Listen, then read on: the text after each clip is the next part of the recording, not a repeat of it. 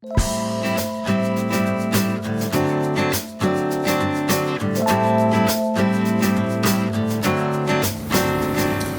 vacunes són una de les formes més eficients que tenim de protegir la salut de la humanitat i prevenir contagi d'enfermetats infeccioses.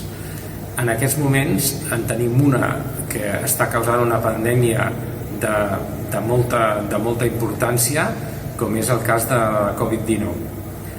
Diferents grups del campus de la Universitat Autònoma de Barcelona que tenim activitat de recerca en vacunes, ens hem ajuntat amb un esforç col·laboratiu per analitzar i per desenvolupar uns candidats de vacunes per la Covid-19.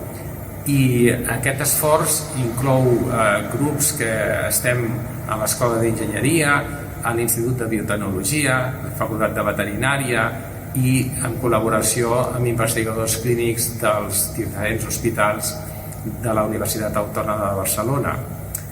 En el nostre cas, el que estem desenvolupant és una vacuna que s'anomena una vacuna recombinant perquè no està feta a partir dels virus sencers atenuats, com serien moltes de les vacunes convencionals, sinó que està fet per una estructura que mimetitza el virus natural però sense ser-ho.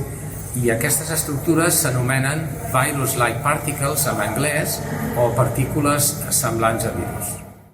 Quan va començar el projecte, vam analitzar les estratègies que s'havien abordat fins aleshores, sobretot pel virus de la SARS, que és un virus molt semblant al SARS-CoV-2, i vam avaluar quina podria ser la nostra proposta amb els medis i coneixements dels que disposem. La formulació que vam seleccionar es basa en la producció de partícules semblants a virus sense potencial de multiplicació, és a dir, que no contenen el genoma del virus. Ara bé, els virus són unes entitats biològiques que evolucionen ràpidament i, per tant, és necessari analitzar les diferents seqüències del genoma del virus que s'havien aïllat fins aleshores per poder seleccionar aquelles que fossin les més adequades.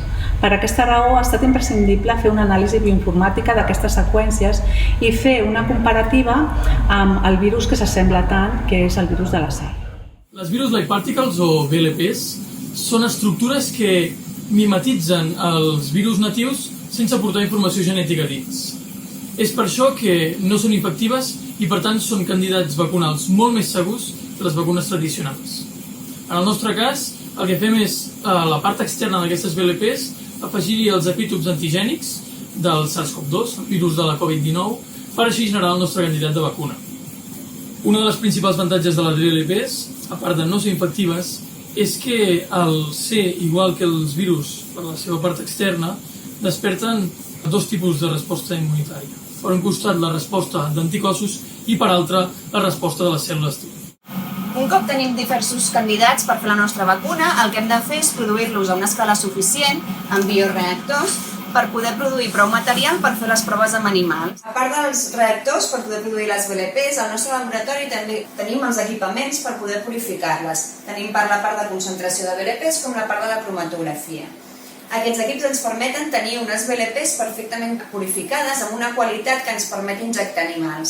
Tots els equipaments amb els que comptem al nostre laboratori són d'estàndard biofarmacèutic, fet que ens farà anar a la part de producció molt més ràpidament. La nostra aportació en aquest projecte és referent a diversos dels nostres temes principals de recerca, que són l'estructura de proteïnes, la seqüència de proteïnes i els dominis d'aquestes, i també com això influeix en les regions d'aquestes proteïnes que són reconegudes per anticossos. També ho fem mitjançant, gràcies a disposar d'un servei de càlcul que ens permet realitzar moltíssimes operacions, moltíssimes més de les que podríem realitzar simplement amb un sol ordinador. Així doncs, donada la complexitat de l'estratègia de vacunació, en aquest projecte multidisciplinar participen diferents grups del campus de la UAB. També hi participen serveis científico-tècnics, hospitals i el CRESA-IRTA. En concret, és necessària la implicació de grups de bioinformàtica pel disseny dels gens recombinants, grups experts en la producció de proteïnes recombinants en format de partícules víriques no infectives, hospitals per tenir mostres controlades de sèrum de pacients, la implicació de grups de veterinària i del CRESA-IRTA per realitzar les proves preclíniques de la vacuna en models animals. Els nostres equips ja hi treballem.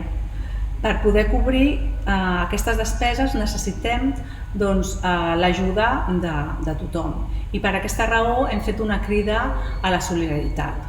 Tu també pots ajudar.